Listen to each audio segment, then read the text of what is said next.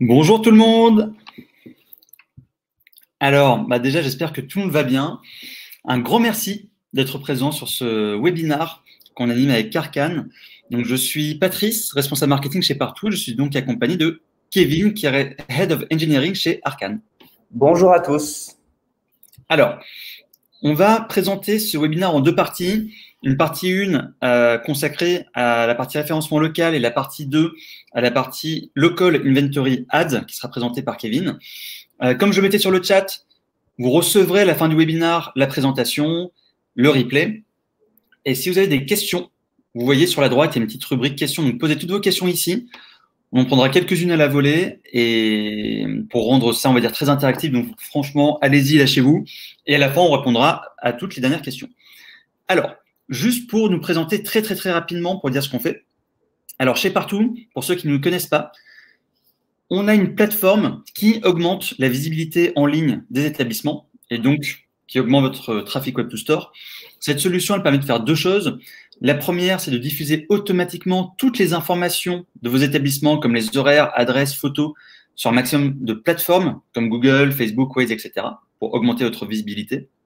Et en deux, ça va venir collecter et centraliser tous les avis clients déposés sur Google, Facebook, pour vous permettre d'y répondre plus facilement et de les analyser. Voilà. Kevin, je te laisse te présenter. Yes, et du coup, pour Arcane, nous sommes la Feed Agency. Donc, nous sommes une agence média qui s'est spécialisée dans l'exploitation des données propriétaires des annonceurs pour générer de la croissance. Et pour faire ça, nous nous basons sur deux choses. La première, c'est un outil, Smart Feeds, qui est développé par notre super équipe tech. Et la deuxième, c'est notre talentueuse équipe conseil avec une double casquette technique et marketing. Super, merci Kevin. Alors, juste pour être sûr, tout le monde entend bien. N'hésitez pas à mettre un petit message sur le chat juste pour confirmer, pour être sûr avant qu'on se lance dans nos envolées lyriques. Top, génial, merci Perrine.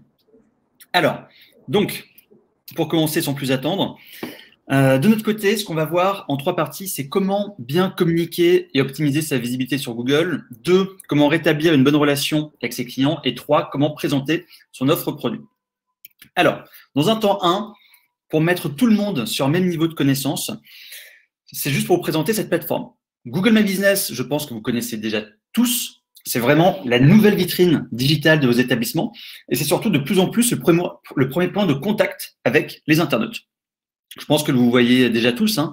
Quand vous faites une recherche, par exemple, d'un magasin de bricolage à Paris, ce sont ces fiches qui vont apparaître en évidence. Soit carrément devant votre propre site web, comme on le voit à gauche là sur la version smartphone, soit avec une belle mise en avant, comme on le voit à droite, sur la version desktop. Et on a vu un chiffre très fort qui montre encore plus l'importance du digital et du référencement local. C'est une étude qu'on a menée pendant le premier confinement qui a montré que malgré le fait que les gens soient restés chez eux, il y a eu un boom des interactions sur les fiches Google. Ces interactions, c'est quoi?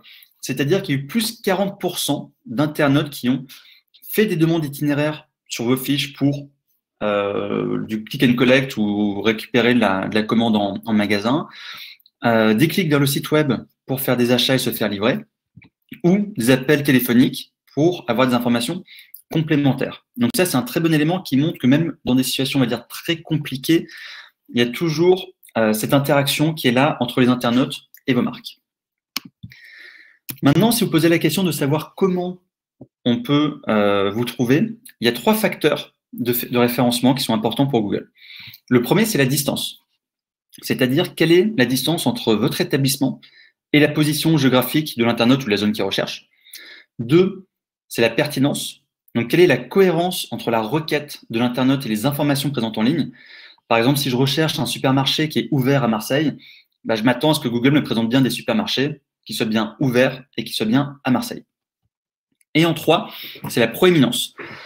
La proéminence, c'est est-ce que toutes les informations de vos établissements sont bien disponibles sur plusieurs plateformes, réseaux sociaux, GPS, annuaires, moteurs de recherche, et est-ce que ces informations sont bien fiables entre elles?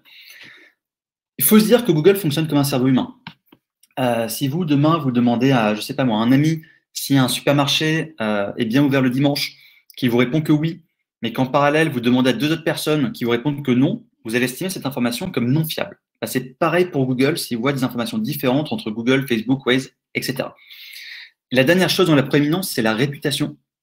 Et ça, c'est de plus en plus important, c'est-à-dire quelle est la note de vos établissements, combien vous avez d'avis et est-ce que vous répondez à ces avis. Et enfin, pour finir cette introduction, il est important de savoir comment les gens vous recherchent. Et ça, c'est assez fabuleux de voir ça. C'est une étude qu'on a fait sur quasiment 100 000 établissements. Et on voit qu'il y a 3 manières de vous chercher. Soit il y a 20% de recherche directe. Ça, c'est quand on recherche directement votre établissement. On recherche le magasin Leroy Merlin à Paris-Beaubourg. 30% du temps, on va chercher la marque sans vraiment spécifier exactement le quartier. On va dire, je cherche un magasin Leroy Merlin à Marseille, à Mulhouse, etc. Donc, les 2 premiers vont vraiment illustrer votre notoriété. Alors que le 3e, les recherches découvertes, c'est quand on ne va pas citer votre marque. On va chercher un magasin de bricolage, un magasin d'électroménager. Et si vous apparaissez dans ces premiers résultats, ça montre justement tout le travail de votre référencement local qui vous fait apparaître dans ces bons résultats de recherche. Donc, c'est comme dingue de se dire que la moitié des gens ne vont pas taper le nom de votre marque.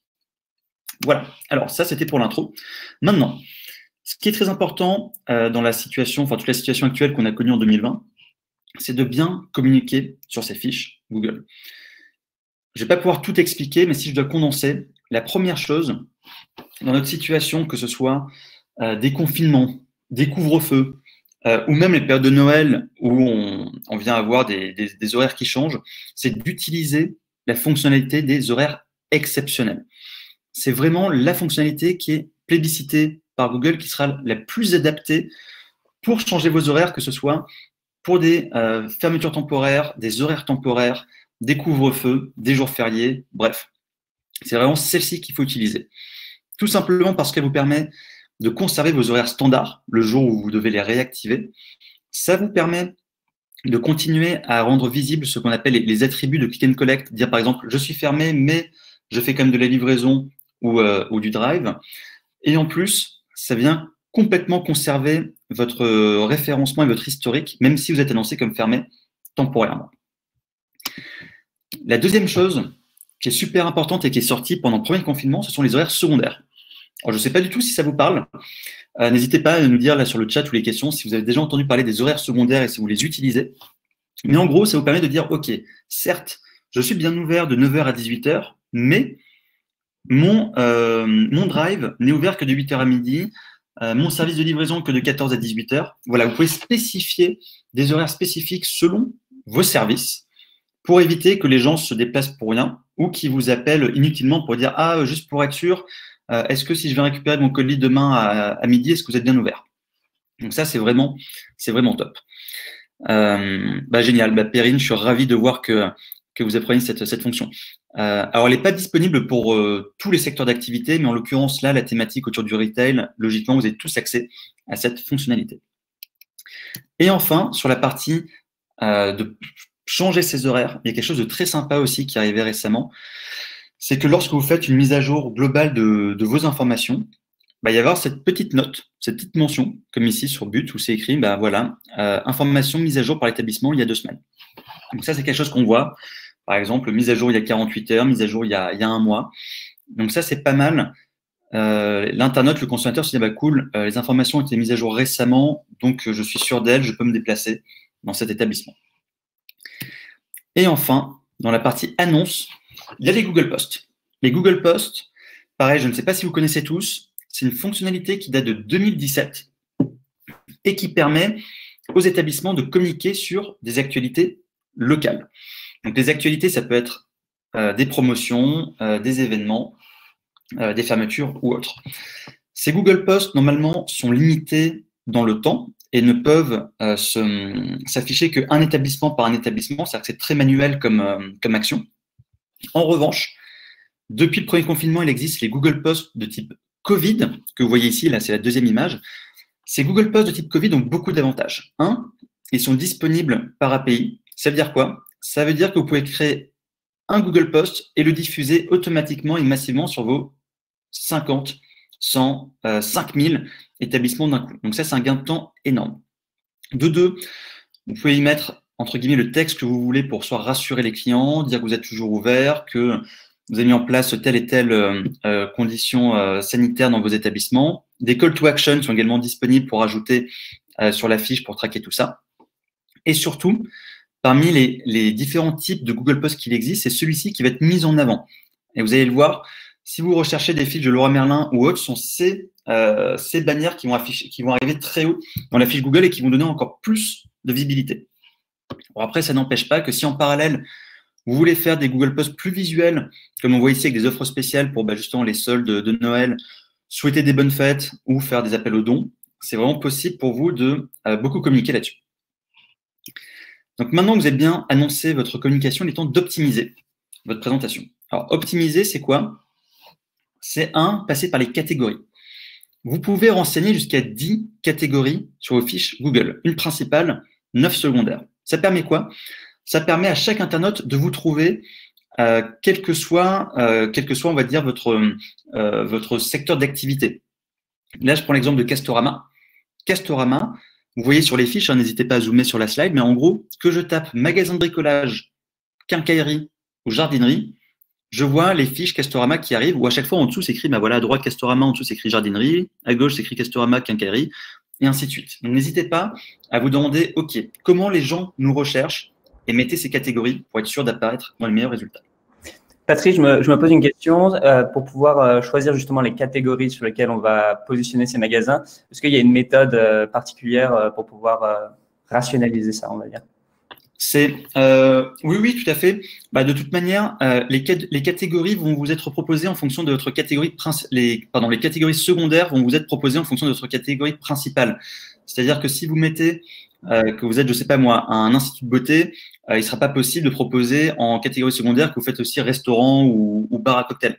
Donc, il y aura des propositions et des catégories qui sont uniquement valables en fonction de votre catégorie principale qui vous définit le plus. Ça marche, hyper clair. Non, rien, avec plaisir, Kevin. Ensuite, il y a les attributs. Alors, les attributs, ça, c'est fabuleux parce que, on est tous consommateurs ici et ça a été, mais alors, une nouveauté énorme pour tout le monde de se dire, super, ce magasin est fermé, mais il fait du retrait en extérieur ou de la livraison. Ou alors, il est ouvert, mais je peux quand même obtenir du drive.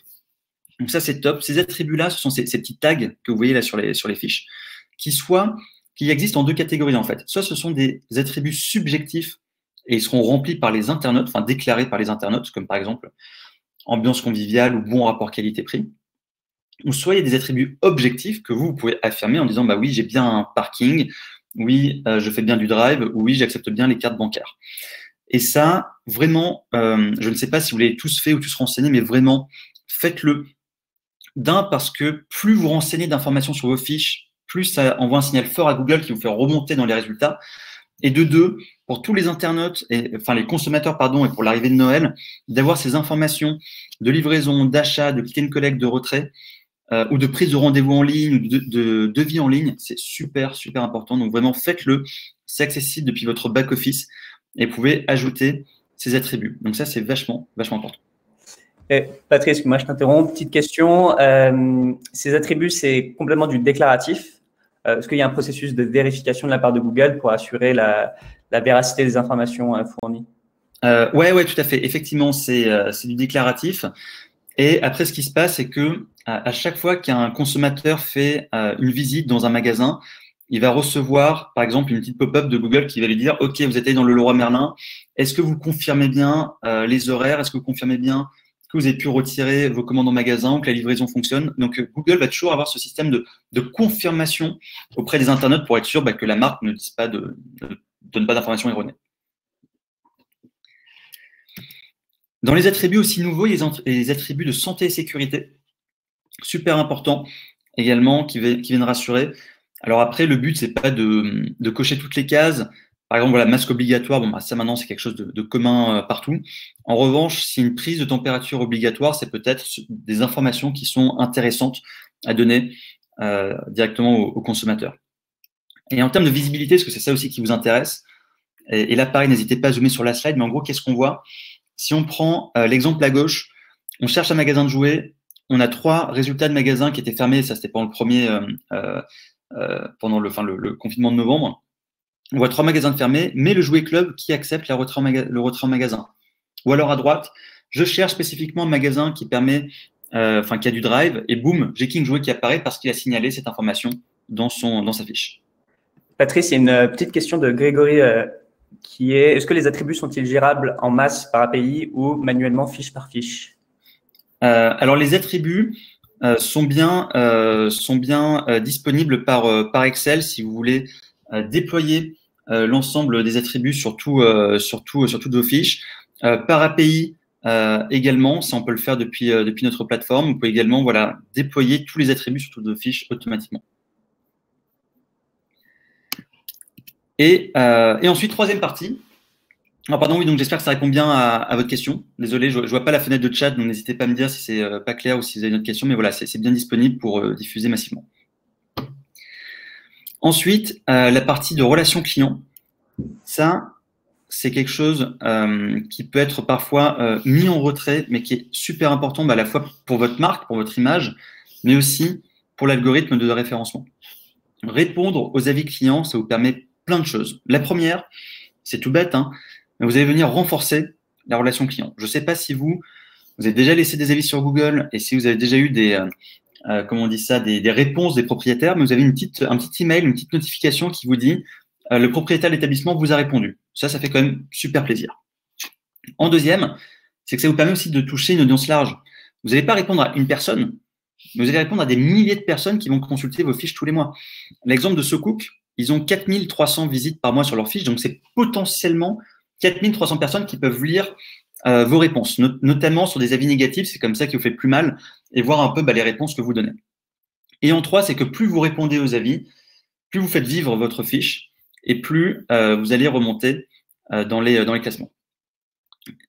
Et enfin, c'est aussi une mine d'informations pour savoir qu'est-ce que disent, de quoi parlent vos clients. Et ça, c'est top de pouvoir analyser et de dire, OK, là, c'est une étude qu'on a fait sur le secteur du retail. Et qu'est-ce qu'on voit? On voit qu'à chaque fois que le mot vendeur est signalé, enfin, est mentionné dans un avis, la note moyenne est de 3,8. En revanche, à chaque fois que le mot livraison est signalé dans un avis, la note est de 2,4. Donc ça, c'est des analyses que vous pouvez faire pour vos magasins, par région, au niveau national, et suivre des cours pour comprendre ce qui se passe et mettre des actions correctrices. Et enfin, j'arrive dans la dernière partie avant de laisser la main à Kevin. Comment mettre en avant ces produits pour justement déclencher des actes d'achat? Maintenant que vous avez annoncé, communiqué et optimisé, comment je viens déclencher des actes d'achat? Et là, il y a deux manières de présenter vos produits. Soit via la fonctionnalité Google Produits, ou soit via Google Shopping. Google Produits, donc c'est accessible depuis votre back-office. Ce qui est sympa, c'est que, comme vous le voyez là sur la slide, ça vient habiller vos fiches. Vous pouvez mettre en avant des visuels. Alors, si vous avez des dizaines de milliers ou centaines de milliers de références, comme un Carrefour, voilà, vous n'allez pas vous amuser à tous les rentrer parce que tout se fait manuellement. Il n'y a pas d'API, il n'y a pas de fichier Excel, tout se fait manuellement. Donc, c'est quand même pas terrible. Enfin, c'est pas terrible que si vous voulez tout présenter. Donc, nous, ce qu'on vous recommande, c'est plutôt de mettre en avant des catégories de produits ou des flagships, vraiment vos top produits ou des nouveautés. Ou alors, comme Carrefour, qui lui a plutôt opté pour un autre biais, c'est de mettre en avant plutôt par exemple son engagement sur les prix, sur la santé avant tout dans les produits qui sont proposés et sur l'accueil en magasin. Et tout ça derrière est cliquable et vous permet d'arriver sur les bonnes pages de votre site. Donc ça, c'est quand même sympa. Le deuxième axe, et là, je vais être très en surface et je laisserai Kevin, parce que c'est son expertise, il en parlera après, c'est via Google Shopping. Parce que là, il y a une information qui est énorme, c'est que désormais, vous pouvez afficher gratuitement des produits sur Google Shopping, et au-delà de ça, vous pouvez même diffuser ces produits gratuitement sur l'ensemble de l'offre Google, c'est-à-dire sur le moteur de recherche, sur Google Images, et aussi sur Google My Business. Et ça, c'est vraiment, vraiment super, mais je laisserai Kevin en parler juste après. Et pour conclure, bien entendu, tout ce que je vous présente, c'est sympa, mais ce qui vous intéresse, vous, c'est de suivre des KPI pour dire, OK, comment est-ce que ma visibilité a augmenté? Est-ce que mon trafic web to store a augmenté? Donc ça, ce sont des KPI que vous pouvez suivre, bien sûr, depuis le back-office, et de voir, OK, combien de fois mes magasins sont apparus dans les recherches, quelle était la croissance de clics vers mon site web, de demandes itinéraires ou de coups de fil. Et en parallèle, faire la même chose sur la partie réputation et de vous dire, OK, quelle est ma note moyenne, son évolution, le taux de traitement des avis? Est-ce que les établissements répondent bien à mes avis? Et ainsi de suite. Et donc voilà. Et juste, donc dernière slide. Donc partout, on existe depuis 2014. On travaille avec des clients dans tout type de secteur d'activité, maintenant dans une centaine de pays. Donc, on est là aussi pour répondre à toutes vos questions si vous les avez là pendant le webinar ou plus tard si vous voulez qu'on en discute ensemble. Donc voilà, bah, écoutez, c'est fini pour moi. Maintenant, je vais laisser la parole à Kevin. Alors, ce que je vais faire, c'est que je vais vite charger sa présentation. Mais en parallèle, je vais afficher un petit sondage. Je crois que Patrice, juste avant de passer sur le sondage, il y a une petite question de Perrine sur le suivi de l'impact, pour voir s'il se fait sur Analytics. Alors, Perrine. Alors non, le suivi de l'impact, il va se faire vraiment depuis le back-office, Google My Business. Après, ce que vous pouvez faire aussi, c'est utiliser des méthodes comme des Google Data Studio pour avoir des dashboards, on va dire, plus évolués, mais vraiment, l'impact se suit depuis Google My Business uniquement. Top. Et du coup, effectivement, on va passer à un petit sondage sur les Local Inventory Ads pour voir si vous connaissez un peu ce type de levier. Alors, je vais mettre le petit… Attends, je publie le petit sondage tout de suite. Il est ici. Hop. Boum, publier le sondage. Donc là, vous allez voir dans la rubrique sondage, là, une petite pop-up. Donc, allez là-dessus, ça va nous aider pour voir quel est votre niveau de connaissance. Et moi, pendant ce temps-là, je charge la présentation.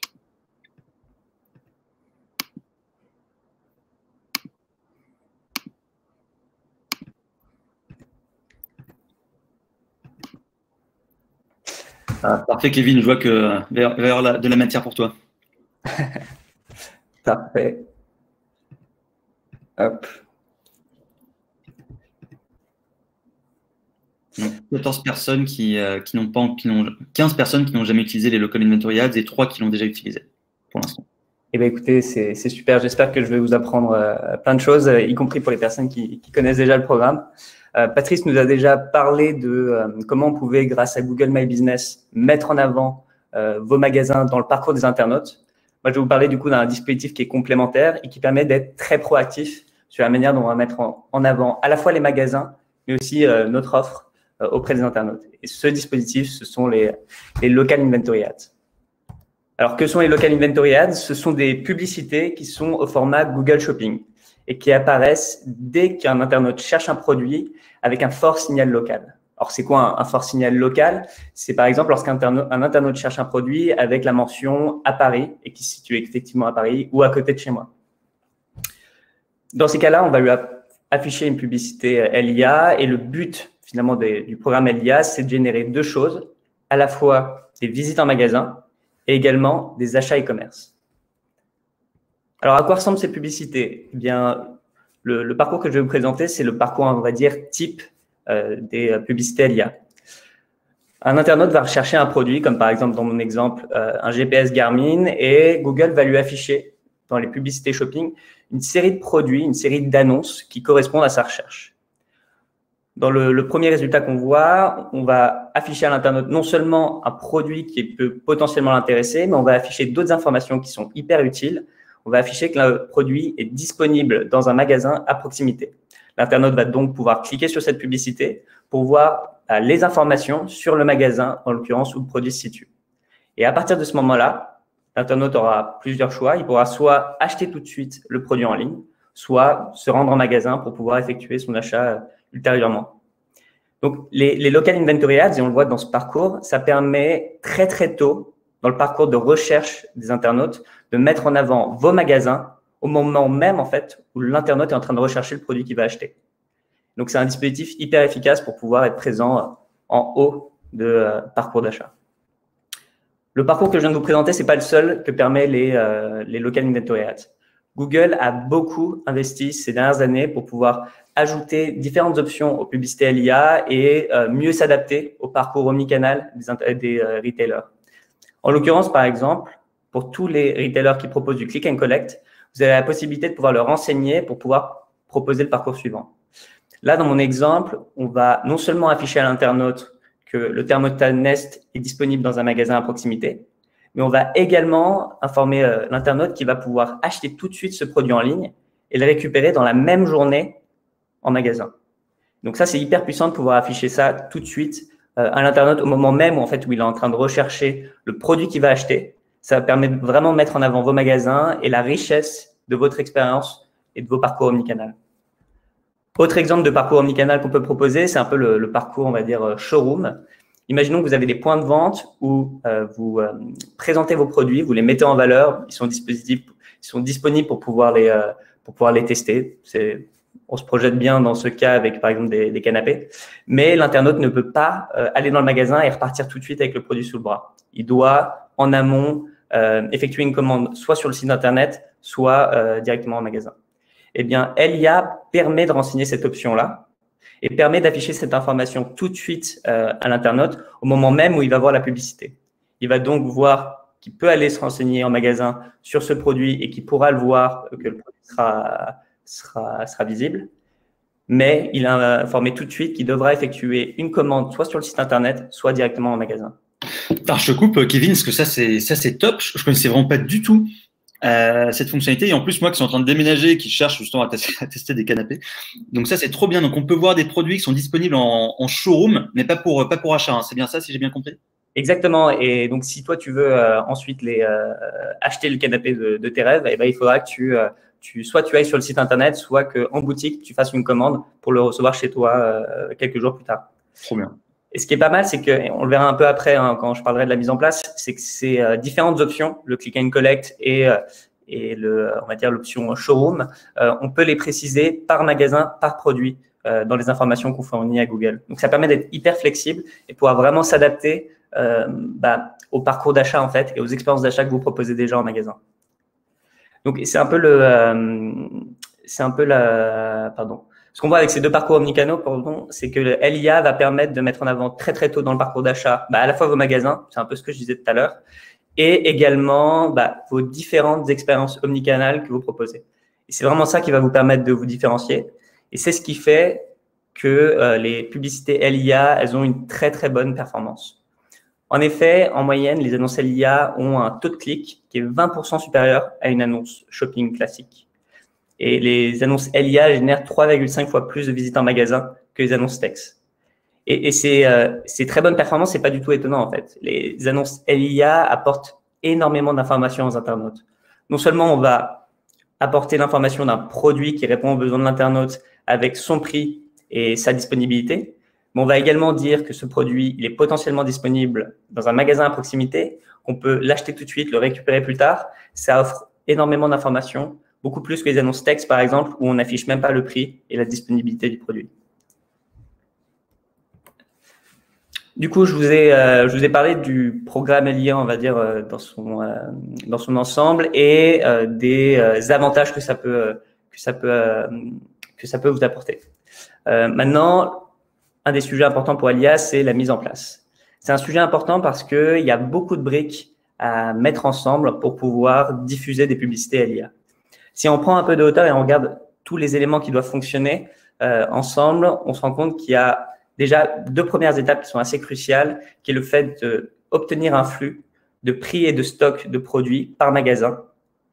C'est-à-dire, pour tous les magasins que vous avez, avoir pour chaque produit le prix et le stock de ce produit-là dans ce magasin et fournir toutes ces informations au Google Merchant Center. Le Google Merchant Center, qu'est-ce que c'est? C'est une espèce de réceptacle de données produits à partir desquels on va pouvoir créer des publicités Google Shopping et Google Local Inventory Ads. L'enjeu de cette deuxième étape, c'est-à-dire lorsqu'on alimente le Google Merchant Center, c'est de réussir à faire ça suffisamment souvent pour que les informations qui soient fournies à Google soient toujours à jour. En effet, la situation qu'on veut éviter, c'est par exemple de pousser des produits qui seraient plus en stock et du coup de faire de la publicité sur des produits qui seraient plus en stock. Une fois qu'on a fait ces deux étapes, et j'y reviendrai un peu tout à l'heure, mais c'est vraiment les étapes cruciales du projet, on va pouvoir, dans Google Ads, structurer les campagnes Local Inventory Ads. Et c'est qu'à partir du moment où on aura fait tout ça, on pourra commencer à diffuser des publicités et à optimiser nos campagnes publicitaires pour pouvoir optimiser nos deux objectifs qui sont les ventes e-commerce et les visites en magasin. Alors, d'expérience, pour avoir accompagné beaucoup de clients sur ces problématiques Local Inventory Ads, les deux étapes cruciales, ce sont la constitution du flux de produits et l'alimentation du Merchant Center. Pourquoi c'est une étape cruciale? C'est tout simplement parce que, et principalement pour les retailers qui vont avoir une organisation assez grosse, avec beaucoup d'historique, notamment dans les systèmes d'information, ça va être un véritable enjeu de réussir à réunir toutes les données qui proviennent de tous vos magasins de stock, donc toutes les données de stock et de prix, réussir à tout centraliser et à tout uniformiser pour pouvoir fournir ça au Google Merchant Center suffisamment souvent. Ça va être un véritable challenge pour les gros retailers. Et c'est pour ça que c'est souvent clé de se faire accompagner par des experts pour maximiser la réussite de ce genre de projet. Je vous ai parlé du programme Local Inventory Ads et de la mise en place. La dernière étape de la mise en place, c'est bien sûr l'optimisation. Et je vous propose de regarder justement comment on peut faire ça avec les Local Inventory Ads. Alors, la particularité des Local Inventory Ads, c'est qu'on ne va pas du tout les piloter comme une campagne shopping ou comme une campagne Google Text classique. En effet, les Local Inventory Ads vont doper votre ROI omnicanal. C'est-à-dire, elles vont à la fois contribuer à vos ventes e-commerce et également contribuer à vos ventes en magasin. Et c'est, on va dire, la combinaison des deux qu'il va falloir prendre en compte pour pouvoir bien évaluer la pertinence et la performance de vos campagnes LIA. C'est un peu la beauté du programme LIA, c'est qu'à partir d'un seul budget, vous allez pouvoir générer des visites sur votre site e-commerce qui vont se concrétiser par des ventes e-commerce. Et vous allez pouvoir également générer des visites en magasin qui vont se concrétiser par des ventes en magasin. Et c'est en regardant les deux et en sommant justement le nombre total de ventes que vous allez pouvoir évaluer le ROI omnicanal, c'est-à-dire le retour sur investissement total du programme LIA et du coup, l'apport de LIA à votre entreprise. Alors, pour pouvoir évaluer le nombre total de ventes e-commerce, ça va être quelque chose d'assez simple, puisque c'est une information qui est directement remontée dans les publicités Google Ads. Pour le retour sur investissement en magasin et le nombre total de ventes générées grâce à LIA en magasin, ça va être un tout petit peu plus complexe. Et justement, je vous propose de regarder ça ensemble. Google va nous remonter une mesure qui est ce qu'ils appellent les store visits, les visites en magasin. Alors, que sont les visites en magasin et comment Google fait pour mesurer ça? Google va être capable de mesurer lorsque un internaute va cliquer sur une publicité et se rendre dans un délai de 30 jours en magasin. Google va être capable de détecter qui s'est bien rendu en magasin grâce à beaucoup de signaux différents qu'il va agréger et analyser. Parmi les signaux qu'il utilise, il y a bien sûr la position GPS, mais il y a aussi des choses beaucoup plus, on va dire, très complémentaires comme le fait de se connecter, de voir quels ont été les Wi-Fi à proximité desquels vous vous êtes déplacé pour pouvoir assurer justement que vous avez bien visité le magasin en question. Google a énormément investi du coup sur la fiabilisation de cette mesure et continue en permanence à vérifier que ses prédictions sont bonnes grâce à des sondages utilisateurs qu'il fait en permanence pour améliorer justement cette prédiction. Oh, pardon, je te coupe. Kevin, on a une question de Marie qui demande si c'est uniquement dans des cas où on a un Android ou c'est multi-plateforme? Non, c'est une très bonne question. Non, c'est complètement multiplateforme en fait. Aujourd'hui, c'est très probable, même si vous avez par exemple un iPhone, que vous utilisez beaucoup de produits Google. Et grâce à ces informations en l'occurrence, Google va être capable, en anonymisant énormément de choses, mais de détecter justement que vous êtes bien rendu en magasin. Du coup, donc voilà, grâce à tout ça, en fait, Google va être capable de mesurer la visite en magasin. Maintenant, comment on fait pour passer de la visite en magasin au chiffre d'affaires généré grâce au Local Inventory Ads dans les magasins? Eh bien, on va devoir prendre deux hypothèses. La première hypothèse, c'est le taux de conversion en magasin. C'est-à-dire, parmi les personnes qui sont venues dans votre magasin, combien ont effectué un achat? La deuxième hypothèse, ça va être le panier moyen en magasin. Et à partir de ces deux hypothèses et du coup du nombre de visites en magasin, on va être capable de mesurer et de quantifier la contribution des Local Inventory Ads à votre chiffre d'affaires en magasin. Et c'est à partir de ça qu'on pourra du coup voir la totalité des ventes qui ont été générées en e-commerce grâce à LIA, la totalité des ventes qui ont été générées en magasin grâce à LIA et du coup qu'on pourra évaluer le retour sur investissement total du programme LIA. C'est vraiment tout ça qu'il faut prendre en compte pour pouvoir bien comprendre comment LIA contribue à votre business et pouvoir mieux optimiser vos campagnes. Je vous ai parlé du coup des opportunités, enfin plutôt des avantages que propose l'IA, et on a également parlé de la mise en place qui peut, lorsqu'on a une organisation assez grosse et assez complexe, se révéler être un vrai projet. Chez Arcane, on a identifié quelques opportunités qui peuvent permettre justement de faire basculer la balance vers le fait de tester ce programme qui pour nous offre énormément de possibilités. Alors, j'ai identifié 3 opportunités et je pense que la première, elle va te plaire, Patrice, parce qu'elle fait un peu écho à ce que tu nous parlais tout à l'heure, c'est-à-dire la possibilité de pouvoir mettre en avant gratuitement les produits vendus en magasin dès lors qu'on s'est onboardé sur les Local Inventory Ads. Ah, génial, génial. En effet, à partir du moment où on a fourni un flux de données qui contient les prix et les stocks des produits par magasin, à partir du moment où on a fourni cette information à Google, Google va être capable, sur la page Google My Business du magasin, d'afficher quels sont les produits les plus populaires que vous vendez et d'afficher non seulement les produits réels que vous vendez, mais en plus avec le juste prix et leur niveau de disponibilité. C'est-à-dire, est-ce qu'ils sont disponibles en stock? Et donc ça va considérablement augmenter et c'est ce que tu disais, Patrice, mais l'expérience utilisateur sur les pages Google My Business, et ça va vous permettre de générer beaucoup de clics vers votre site et du coup augmenter le trafic. Et l'avantage de ça, c'est que c'est complètement gratuit en fait. Et Google va vraiment le faire pour pouvoir améliorer l'expérience utilisateur de vos pages Google My Business. Donc c'est vraiment une belle opportunité à saisir dès lors que vous avez mis en place le programme LIA. Vous avez juste à cliquer sur une option dans le Google Merchant Center pour pouvoir activer ce genre de comportement. Deuxième opportunité qui est un peu dans la même veine, c'est dès lors qu'on a fourni à Google notre flux de stock pris par produit par magasin, Google va pouvoir mettre en avant notre offre gratuitement sur des résultats de recherche. Par exemple, dans l'exemple que j'ai pris, un utilisateur va rechercher ou acheter un matelas gonflable, il va y avoir plusieurs résultats que Google va afficher. Alors, des publicités, mais aussi parfois des résultats sous la forme de résultats Google Maps avec une liste de magasins qui vendent des produits similaires aux produits recherchés. Donc là, pour un retailer, par exemple, qui aurait fourni à Google ces informations de stock et de prix par magasin, c'est une super opportunité pour pouvoir mettre en avant ces magasins directement sur des recherches produits qui sont complètement génériques. Et donc, ça va permettre, moi, par exemple, qui vendent un produit complémentaire au matelas gonflable, de pouvoir faire connaître mon magasin à l'internaute pour pouvoir générer du trafic qui va être très qualifié vers mon magasin. Et là, encore une fois, ce qui en fait une super opportunité, c'est que tout le trafic qui est généré, il est complètement gratuit. En plus de ces 2 opportunités, on en a identifié une troisième qui est vraiment pas mal, qui permet de tester l'IA à moindre effort. Alors, quand on regarde cette opportunité, déjà, quel est un peu le parcours qu'on pourrait proposer à l'internaute avec ce programme, qui s'appelle le programme LIA Pickup Later, qui est en bêta aujourd'hui auprès de Google. Alors, d'un point de vue de l'internaute, imaginons qu'il recherche un canapé. Patrice, si tu es intéressé par un nouveau canapé, écoute bien. Imaginons que tu recherches un canapé et du coup, que tu vas voir une série de résultats dans les publicités Google Shopping.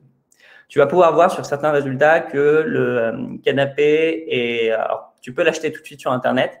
Et en plus de ça, tu peux le récupérer plus tard en magasin. Pas le même jour, forcément, mais tu peux le récupérer plus tard.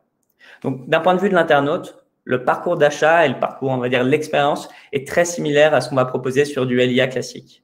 Tu vas avoir un parcours qui va être omnicanal, qui va te permettre d'acheter en e-commerce et ensuite, plus tard, de te rediriger en magasin. L'avantage de ce programme Pickup Later, c'est qu'il propose du coup un parcours qui est très similaire au LIA classique, mais en plus de ça, pour pouvoir l'implémenter, il ne va pas être nécessaire de fournir un flux de stock et de prix par produit par magasin. Donc ça, c'est hyper intéressant parce que ça va considérablement réduire en fait la difficulté de mise en place du programme LIA. Et les performances de ce type de publicité, il est excellent. Et enfin, il est très similaire aux publicités LIA standard. En effet, on constate qu'il y a plus 17% de taux de clic supplémentaires par rapport aux campagnes shopping classiques, ce qui fait que la performance finalement de ce genre de publicité est très similaire aux publicités LIA classiques. Donc, c'est vraiment une très belle opportunité qui peut vous permettre de mettre le pied à l'étrier, de commencer à faire des publicités LIA sans pour autant avoir un projet qui peut parfois se révéler complexe à mener. Alors, un peu pour synthétiser ces 3 opportunités et un peu pour mettre en avant, on va dire, la méthodologie que moi j'utilise avec mes clients.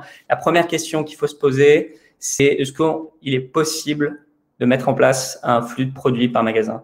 C'est-à-dire, est-ce qu'il est possible, est-ce que c'est un projet qui peut se réaliser dans un temps relativement court et pas nécessiter trop de ressources? Si c'est le cas, je vous conseille clairement de tester les local inventory ads. On a vu les performances sont vraiment très bonnes et encore plus quand on considère l'impact global des local inventory ads à la fois sur les ventes e-commerce et sur les ventes en magasin. Je vous conseille également d'activer les local inventory ads parce que, comme je disais, ça peut vous permettre d'activer les local surfaces. Donc, c'est ces emplacements gratuits pour enrichir vos pages Google My Business ou pour apparaître de manière organique sur les résultats de recherche Google. Mieux mettre en valeur votre offre et vos magasins gratuitement. Si c'est compliqué pour vous de mettre en place ce flux de produits en magasin ou c'est pas quelque chose que vous voulez faire tout de suite, vous avez une autre opportunité, surtout si vous proposez à vos clients déjà de retirer leurs commandes en magasin. Si c'est le cas, vous pouvez tester le programme LIA Pickup Later qui peut vous permettre justement de tester le programme LIA et de commencer à rentrer sur cette logique de mise en avant de vos magasins et de vos parcours omnicanaux très tôt dans le parcours d'achat, dès les publicités et dès les premières interactions avec votre marque. Du coup, merci beaucoup pour votre attention et je vais conclure un peu en disant que les publicités LIA offrent énormément d'opportunités, mais nécessitent la mise en place et la gestion de flux de données. Et justement, chez Arcane, c'est notre expertise d'accompagner nos clients sur la mise en place de ces dispositifs marketing qui sont basés sur les flux. Et pour cela, petit rappel par rapport à mon introduction, on utilise 2 choses, à la fois un outil qu'on a développé en interne qui s'appelle SmartFeeds et qui est développé par notre équipe tech et aussi nos consultants qui ont une double casquette technique et marketing. Aujourd'hui, on accompagne plus de 40 retailers sur ces problématiques et on a à la fois des très gros acteurs omnicanaux comme Leroy Merlin ou GoSport, mais aussi d'autres acteurs comme Cézanne ou Birchbox. Merci beaucoup. Génial, merci beaucoup Kevin. Alors, écoutez, pour tout le monde, on a encore 20 minutes devant nous pour répondre à toutes vos questions. Je vois qu'on a encore une 40aine de personnes connectées, donc franchement, allez-y. On est là pour ça, que ce soit des questions ou même des remarques ou des partages d'expérience. On est vraiment là pour répondre à toutes vos questions, que ce soit sur la partie Google My Business visibilité ou la partie LIA. Donc franchement, foncez. En attendant que les questions tombent, moi j'en ai une pour toi, Kevin, parce que cette partie gratuite, la DevChat gratuite, c'est très récent. Est-ce que c'est facile pour moi, enfin pour nous, de pouvoir avoir le suivi, le tracking, le ROI de tout ce qui vient en achat gratuit versus la partie payante pour pouvoir comparer, par exemple? Oui. Alors, effectivement, tu le disais, c'est complètement nouveau et du coup, Google est encore en train de faire évoluer beaucoup ses outils, notamment sur la partie reporting. Alors, sur toute la partie vraiment publicitaire, donc que ce soit Google Shopping ou justement les publicités LIA, pour pouvoir mesurer le retour sur investissement et on va dire la performance de ces campagnes, vous allez avoir les chiffres qui vont être directement remontés dans un outil comme Google Ads et vous allez également avoir sous une autre vision les chiffres qui vont monter dans votre outil d'Analytics, par exemple Google Analytics. Pour tout ce qui est trafic organique généré par exemple par ce qu'on appelle les local surfaces, donc ces emplacements gratuits, vous allez avoir des métriques qui vont remonter dans le Google Merchant Center, comme par exemple le nombre d'impressions ou le nombre de clics. Ces dashboards, ils sont tout nouveaux. Google les a proposés aux internautes il y a 2 mois, quoi, même pas. Enfin, vraiment tout nouveau. Et du coup, c'est encore en train de s'améliorer. Mais vous pouvez voir dans cette interface à la fois les impressions sur ce type de format et le nombre de clics. Et vous pouvez également retrouver ces informations dans votre outil d'Analytics. Par contre, voilà, les clics qui seront réalisés sur les local surfaces, par exemple, pour pouvoir être redirigés ensuite sur votre site, vont comporter la notion, les UTM, donc on va dire vont être catégorisés comme étant du trafic venant de Google organique. Donc, c'est des choses que vous ne pourriez pas différencier par rapport à une recherche Google classique, par exemple. Ça marche. Merci, Kevin. Alors, parmi tous nos participants, là, personne n'a de questions, remarques, partage d'expérience, je vous en prie, on est vraiment là pour ça.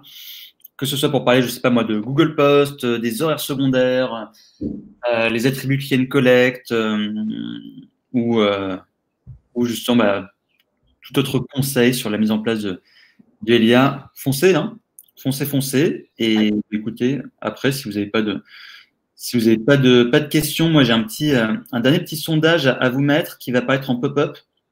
C'est de savoir si vous avez appris des choses. Aujourd'hui, c'est important pour nous parce qu'on a passé beaucoup de temps sur cette présentation, mais c'est surtout important de savoir si vous avez appris des choses. Est-ce que c'était clair? Donc voilà, donc la petite pop-up dans l'onglet sondage, voilà, ça nous aide vraiment beaucoup d'avoir vos ressentis. Donc vraiment, dites-nous et soyez calme, ou même dans le chat, hein, dites-nous si vous avez apprécié ou si c'était trop compliqué, si on a besoin de plus vulgariser ou donner plus d'exemples. Donc cool. Bon, je vois qu'il y a, c'est bien, là, les premiers chiffres sont chouettes. Il y a pour l'instant 80 personnes qui ont appris beaucoup de choses aujourd'hui, donc ça c'est super. On est très très contents. Super binôme, génial. Merci beaucoup Marie, on est content. C'était notre première fois pour faire ce binôme justement.